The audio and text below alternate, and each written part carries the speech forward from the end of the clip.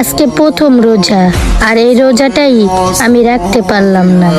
সমস্যা হচ্ছে প্রত্যেকটা মানুষের জীবনের একটা অংশ, আর সেই সমস্যার কারণে আপনি রোজা রাখতে পারেন নাই।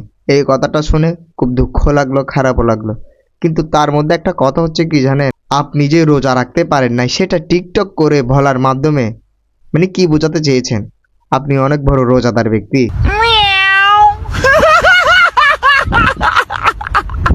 কারণ আমার বউ হঠাৎ করে অনেক অসুস্থ হয়ে পড়ছে, সবাই আমার বউর জন্য একটু দোয়া করবেন।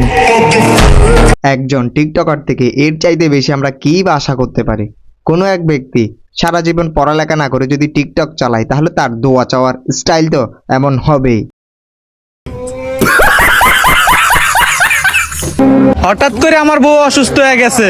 তো তাহলে ওনাকে নিয়ে ডাক্তারের কাছে যান, এভাবে রাস্তায় টিকটক কেন করছেন? আসলে ভাই, ভণ্ডামির জন্য টিকটকাররা সেরা রে।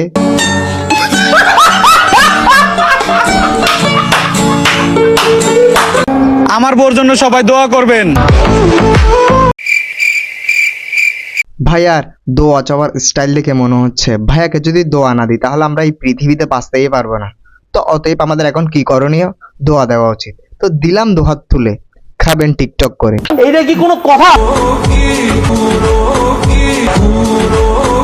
এই একটা গানে যে কতটা ভিডিও বানিয়েছেন এনারা, মানে আপনাদেরকে বলে বোঝানো যাবে না।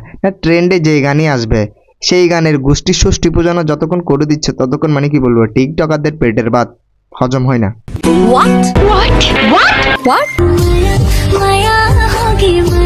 রমজান মাসে টিকটকারদের শয়তানি দেখে শয়তানও বলে আমরা কি শয়তান? টিকটকাররা তো আমাদের চাইতেও বড় বড় শয়তান।